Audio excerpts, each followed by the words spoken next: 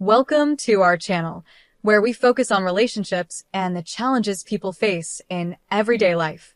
Today's video will dive into the ups and downs of managing a busy career while maintaining a strong relationship. Let's get started. As a journalist, my job often keeps me far away from home. I spend a lot of time traveling for different projects, which means I'm always on the move. I'm 31 years old and married to a wonderful man who's 34. We met during one of my work trips and instantly fell in love. We've been married for 4 years now, and after we got married, we moved into the house I inherited from my father. It's a special place that holds a lot of memories, and now it's where we've built our life together. Both my husband and I have demanding jobs, so we share the responsibilities of covering our expenses and bills equally. However, because of our busy work schedules, we rarely get to spend quality time together. We're often away from home for long hours, and by the time we get back, we're too tired to truly connect. This has led to some arguments here and there, mostly because we feel like we're missing out on being together. But over time, we've managed to resolve these disagreements, so there haven't been any major issues in our marriage. For a while now, we've been planning a much-needed trip to reconnect and unwind. Unfortunately, our busy schedules kept getting in the way, especially because my work was really hectic. I had to move from one city to another for various assignments, so our road trip plans kept being pushed back. We had this idea in mind to take a road trip to a distant city, stay at a nice hotel, and then return home after 3 days. We promised each other that the moment we found a little free time, we would finally go on this trip. We even saved up some extra money so that we could treat ourselves to a stay at a 5-star luxury hotel and enjoy fancy dinners. Finally, the moment came. I got an opportunity to return to my hometown for work, and I managed to apply for a 4-day holiday. I was thrilled. I packed all the essentials, and my husband and I set off on the road trip we had been eagerly waiting for. The excitement was real as we started our journey. We took turns driving, played our favorite songs, and spent the drive laughing and talking about everything under the sun. It felt like we were finally able to let go of all the stress and enjoy each other's company. It was one of those moments that made me feel like life couldn't get any better. After a long drive, we finally reached our destination and checked into the hotel. Luckily, we had booked our room online in advance, so everything was ready when we arrived. We were both so excited to spend this time together and create new memories, not knowing what surprises life had in store for us. We arrived at our hotel room, feeling exhausted from the long journey, but excited for the time we were finally going to spend together. After freshening up, we got dressed and decided to head down to the hotel's restaurant for dinner. The atmosphere was perfect, and we were both in great spirits. As we sat there, enjoying our meal, we talked about all the lovely memories we had shared over the years. It felt like everything was falling into place, and the evening was blissful.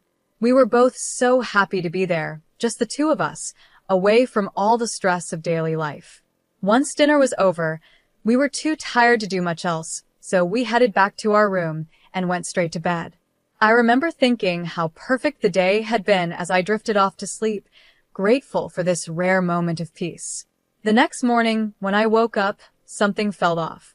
I reached out to the side of the bed where my husband had been sleeping, but he wasn't there. At first, I thought he might have gone to the bathroom, so I waited for him to come back. But after a while, it felt like he was taking far too long. I started to worry, so I got up and knocked on the bathroom door. There was no response. My heart started to race, and I felt a knot forming in my stomach. I slowly turned the knob and opened the door, but to my shock, the bathroom was empty. My husband wasn't there. Panic started to set in as I quickly got dressed and rushed out of the room to look for him. I tried calling his phone, but the call wouldn't go through. His number was unreachable. My mind began racing with all kinds of terrible thoughts. Where could he have gone? Why wasn't he answering? I was so scared that I started asking random people in the hotel if they had seen him. I even checked with the front desk, hoping he might have gone out for a quick errand, but no one had any information. Growing more anxious by the minute, I ran to check the rental car we had parked outside the hotel. To my horror, the car was gone. My mind was spinning. Did he leave without telling me? What was happening? I thought maybe it was best to wait in the room, thinking he might return soon, but I couldn't calm myself down. The anxiety was eating me up inside, so I decided to leave the hotel and continue looking for him. With very little cash on me and no idea where to go, I somehow managed to find a way to get back home, hoping I would find answers there. When I finally reached home, I noticed that the door was already unlocked. My heart was pounding in my chest as I cautiously stepped inside, not knowing what to expect. As I entered the house, I saw my husband lying on the floor, crying and struggling to breathe. Around him, there were broken photo frames and shattered flower vases scattered all over the floor.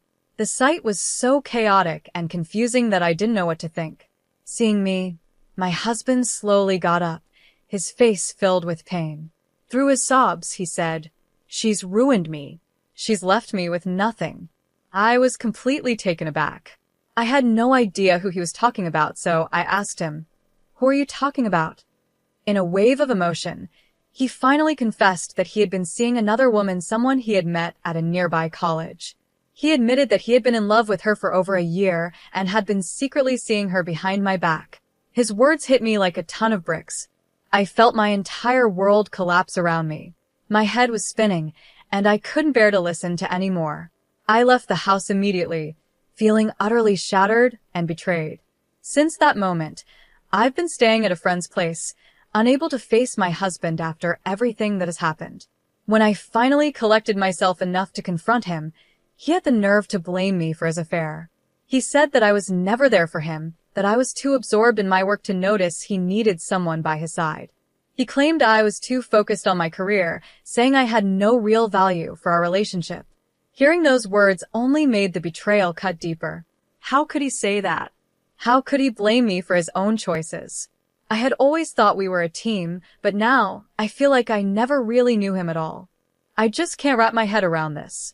How could the man I fought for, the man I stood up to my parents for, be the same person who betrayed me like this? I argued with my family to marry him because I believed in our love, believed he was the one I wanted to spend my life with.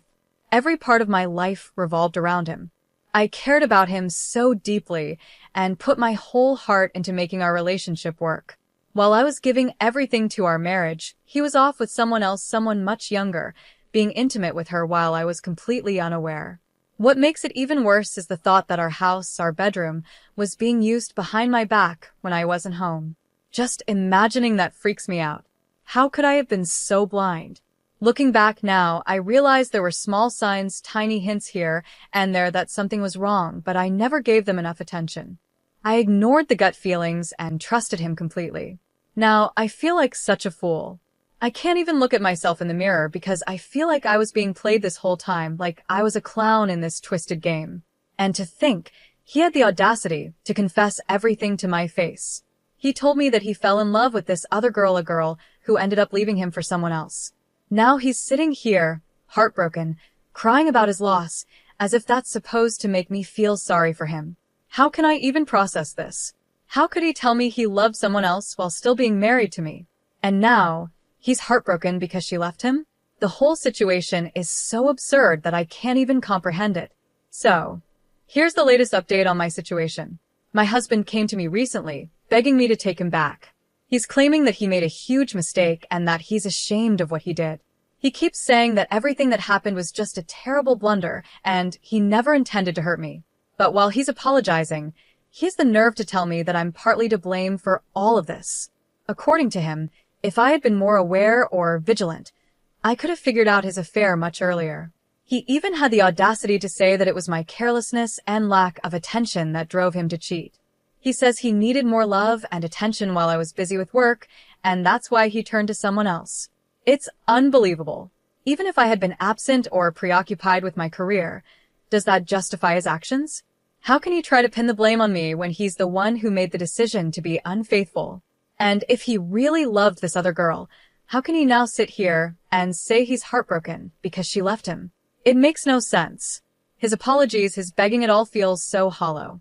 Now, he's saying we should try to fix our marriage, that we can work on things and make them better. But how can I see a future with someone who has betrayed me like this? How can I rebuild trust after everything he's done? I knew deep down that I couldn't continue living this lie, so I finally gathered the strength to file for divorce. I refuse to spend the rest of my life with a man who has treated me so poorly and broken my trust. As soon as he found out that I had filed for divorce, he went completely off the rails. He started acting irrationally, calling me nonstop even though I refused to answer. When I didn't pick up, he took it a step further, calling my friends, my parents, even some of my coworkers, trying to turn them against me. He's been telling everyone that I was never really committed to the marriage, that I was always looking for a way out.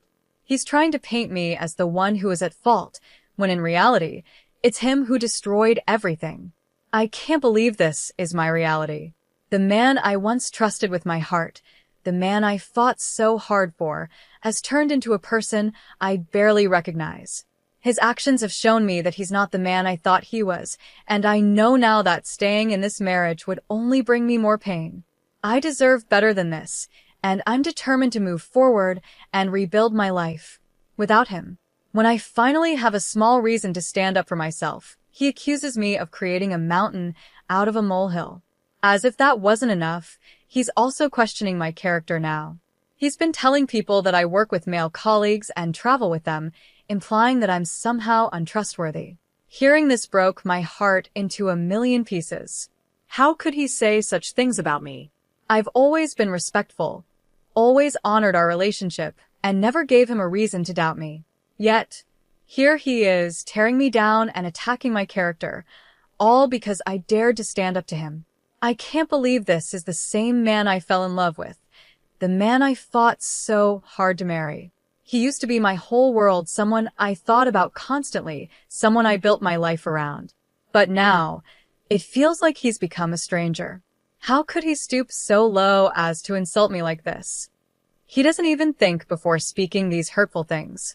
To make matters worse, my parents called me, asking me to reconsider my decision to divorce him.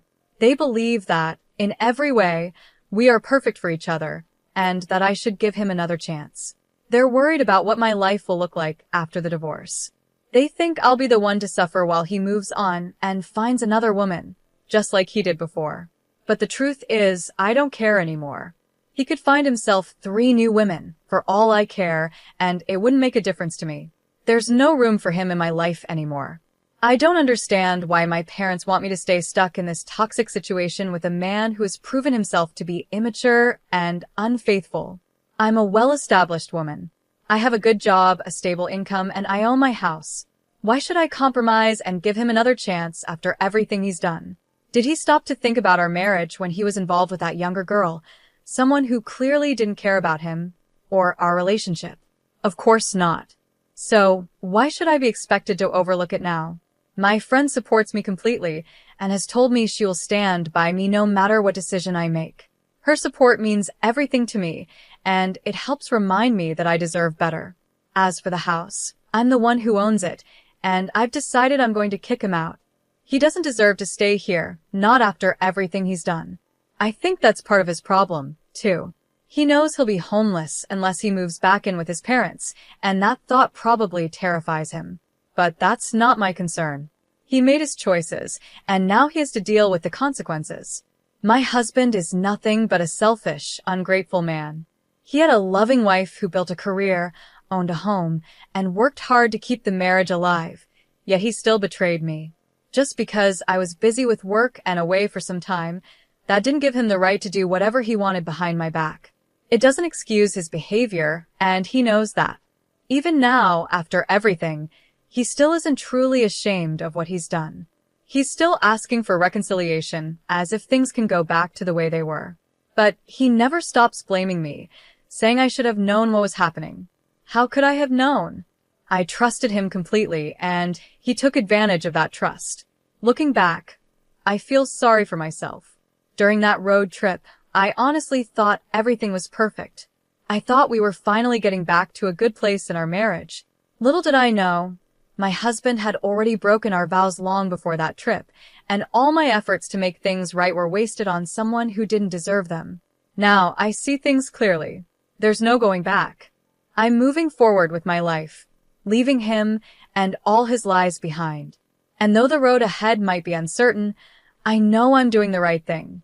I deserve better than this, and I'm not going to settle for anything less.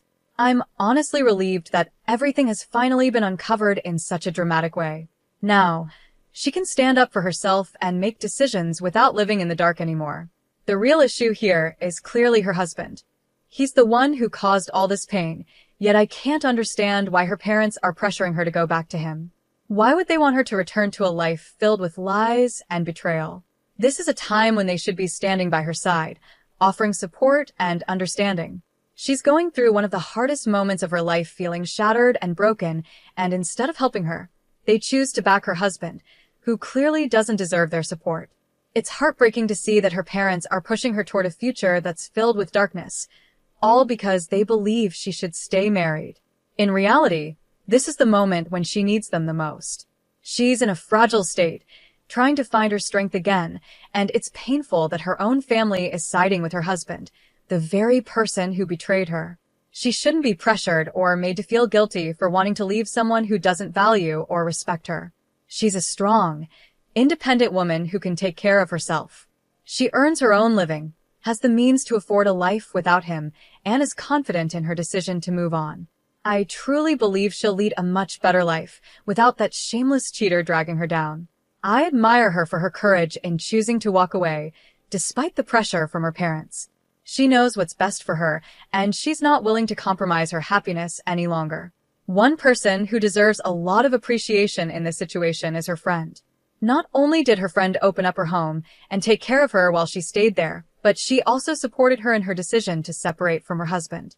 That's what real friendship looks like, being there when someone needs you the most, and offering a helping hand when life gets tough.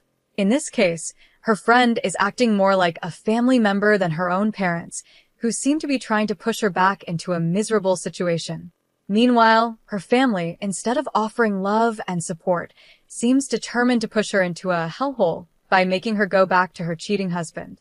It's shocking that her friend is the one acting with more care and compassion, while her parents seem to be blinded by their desire to see her stay in a marriage that's clearly broken. Sometimes, friends can feel more like family than your own relatives, and this is one of those moments. Switching gears to a different issue, I've been dealing with a problem at home that's been bothering me for a while now. Ever since our daughter was born, my wife has developed this unhealthy habit of buying way too many clothes and toys for her. Our daughter is only 5 months old, yet my wife is already buying clothes for her that go up to 2-year-old. As a stay-at-home dad, I'm the one doing most of the baby-related work, so I know firsthand that we don't even change our daughter that often during the day. She barely wears half of the clothes my wife buys for her, and I honestly don't see the need to keep hoarding all these outfits that we won't use. Instead of spending money on things our daughter doesn't need right now, I think that money could be used for more important things, like saving for her future preschool fees or even just adding to our savings for emergencies. The problem is, my wife doesn't seem to see it the same way. After she finishes work and helps with the house chores, she goes straight to her phone and starts browsing online, especially on Amazon. She orders these baby clothes in bulk without a second thought, and she doesn't even talk to me about it. Some of the clothes she buys are from high-end brands, which we don't need, and I've been too afraid to let our daughter wear them in case she stains or ruins them. It's frustrating because, at the end of the day, our daughter is going to grow out of these clothes within the year, and all that money is being wasted. It's not like these outfits can be repurposed or used for long, so what's the point? I decided to take matters into my own hands and gave away some of the clothes designed for ages 8 months and above. I passed a few along to my sister, who also has a baby girl, and donated the rest to a local charity that helps single mothers. I feel like it was the right decision. Our daughter already has more than enough clothes to last her a year, and we don't need any more. It's hard to understand why my wife feels the need to keep buying more when we already have plenty. At this point, it's better to put that money towards something that will actually benefit our daughter in the long run, like her education or savings for her future.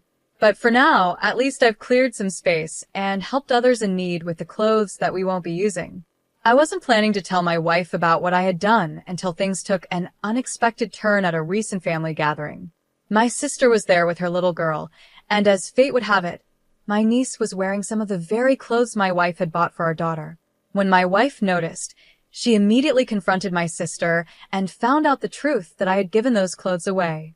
My wife was furious, when she realized what had happened. Looking back, I can understand why she was upset. Maybe I'm the one to blame here. I should have asked for her permission before giving the clothes away, or, at the very least, I could have tried to resell them to get some money back.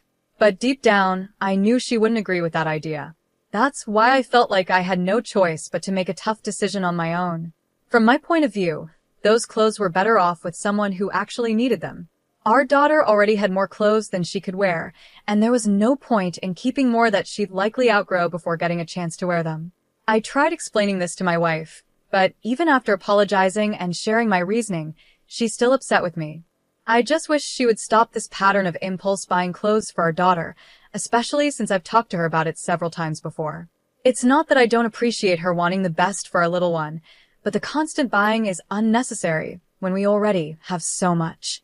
To clarify, my wife is responsible with our finances in other areas. She pays all the bills and expenses on time, so we don't have any issues there. But I'm concerned that her impulse buying could eventually put a strain on her earnings.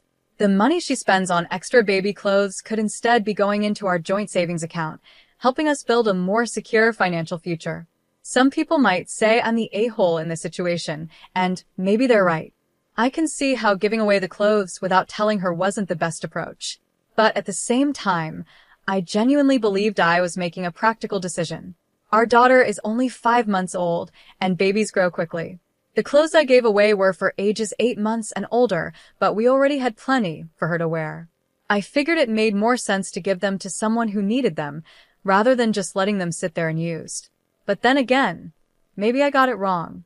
Some might say that it's completely ridiculous to give away brand new clothes that would fit our daughter in just a few months. After all, baby sizes aren't always consistent, and kids go through growth spurts all the time. I guess I didn't fully consider that we'd need to have the next couple of sizes available for when she grows into them. It's not like my wife was buying clothes that were way too big or completely unnecessary. Having clothes ready for the next stage is practical, and by giving them away, I may have created more of a problem. Now, in a month or 3, my wife might have to buy even more new clothes, which will cost us even more money. Another thing I didn't think about is that I've been hesitant to put our daughter in some of the nicer outfits my wife bought, just because I'm afraid she'll stain them. But now I realize how silly that sounds. She's a baby. Of course, there are going to be messes. If the money has already been spent on these clothes, why not let her wear them? Whether it's a $10 onesie or a designer outfit, she's going to outgrow it in no time anyway. A stain here, or there isn't going to matter in the long run. I should have just put her in the clothes, taken a few cute pictures, and let the inevitable mess happen. Babies are messy. That's just a fact of life. What I should have done from the start is have a grown-up conversation with my wife. We could have talked about setting a budget for baby clothes and discussed whether buying high-end brands was really worth it. Maybe we could have agreed to return some of the designer outfits, or at least limit how much we spend on them. If she's completely unwilling to compromise and it starts affecting our ability to save money, then that's something we'd need to address. But getting rid of clothes that would fit in just a few months without discussing it first, that was a mistake. I can see that now. It didn't really benefit anyone, and in the end, it just created more tension between us. So, in this situation, I might be the a-hole, but it's something I'm willing to work on.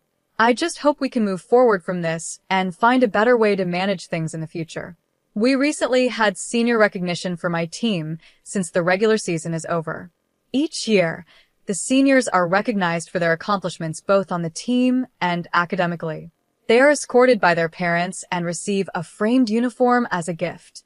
When introducing the seniors, they say, "Here is first name, last name from hometown, escorted by her parents, mom's first name and dad's first name." I asked my coach not to use my mom and stepdad's last name because it's different from mine and brings up some uncomfortable feelings. I'm 25, and I asked my mom and stepdad to escort me since they were there for me almost every day of my childhood. They supported me through the good and bad times, even when I was a difficult teenager.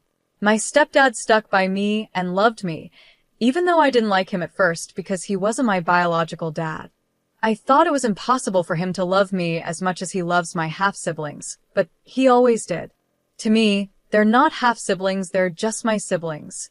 On the other hand, my dad, stepmom, and half-siblings lived in another state. I saw them during some school breaks and holidays, but once I started practicing every day, I saw them less.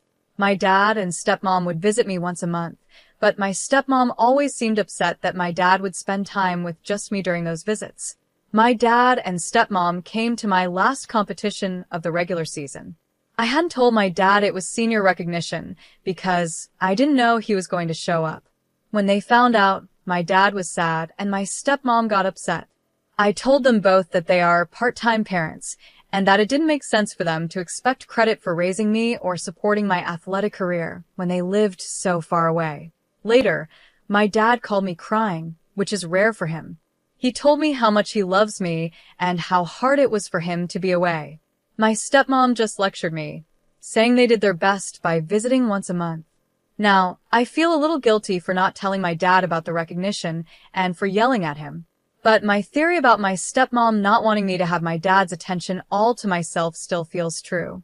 I don't think I'm in the wrong here. I also imagine that my half-siblings might feel the same way about my dad choosing me and my mom over them when we were younger. I was a baby and didn't understand what was happening, but looking back, I can see he didn't treat them fairly. After asking my parents some vague questions, I'm pretty sure it was mostly my mom's influence, about 80%, and 20% my dad's fear of causing problems or conflict. If you want a relationship with your dad, I'd suggest directly asking him why he hasn't been around, and whether it was because of your stepmom. You're still young, so if you want to, you can try to fix things with him. My half-siblings are in their late 30s and early 40s now, and my father has already passed away. Either way, though, you're definitely not in the wrong here, and you never will be. You're not at fault. Being a parent who only shows up during vacations is a choice. If your kids are important to you, you do everything you can to be part of their lives. Your dad chose not to be involved, and from the sound of it, your stepmom encouraged that choice. They can't expect anything from you. That said, if this situation has made your dad realize he's been absent, you could sit down and talk to him, just the three of you, about how you've seen his role in your life and what you'd need from him if he wants a better relationship with you. But that decision is 99% up to you.